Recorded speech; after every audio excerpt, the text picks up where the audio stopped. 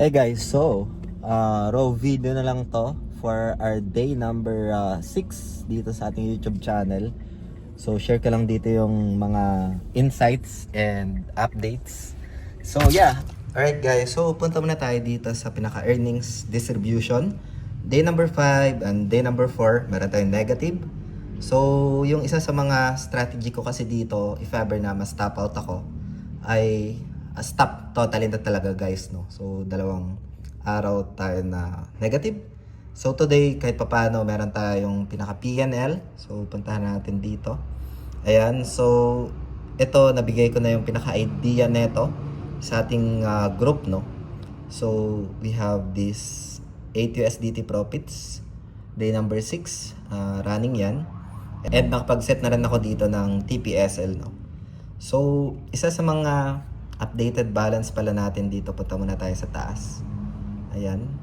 So, ito guys, no, at 132.76 andito sa taas. So, dito guys, no, if you find this challenge interesting, please like this video and subscribe yung YouTube channel natin for updates sa ating challenge. Dito makikita natin yung daily PNL, day number 6. Tomorrow, I'll keep you posted na lang.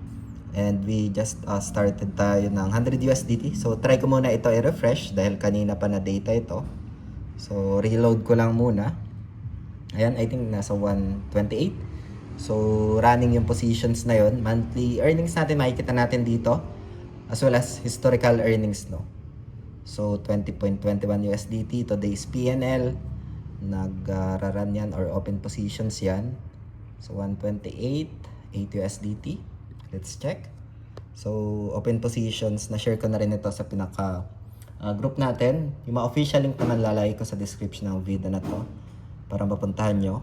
And para na rin makaiwas sa mga phishing links online guys, no. So, ngayon ay mag-set up din ako kay SpaceX.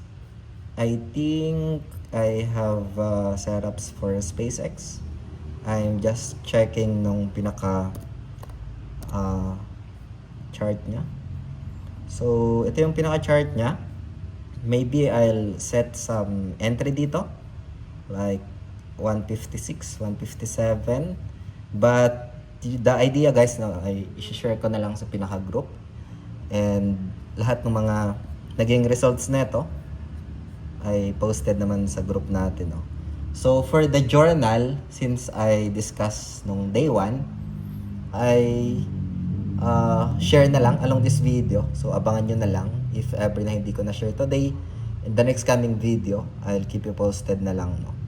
So yun guys, ito yung updated na earnings distribution natin, daily PNL. Let's reload and ito yung updated total PNL natin, 127.66, no. So I'll keep you posted by tomorrow. Magiging aggressive siguro yung setups ko dito kasi ay using lang ng 25 USDT. So maybe next setup I'll use 100 USDT, no. So I'll keep you posted na lang. And yun lang for today guys, no. If hindi nyo pa napapanood yung other days, lalagay ko na lang dyan sa screen. And see you sa video na yun guys. Maraming salamat ulit sa panunood. Ingat tayong lahat. Peace out. Bye for now.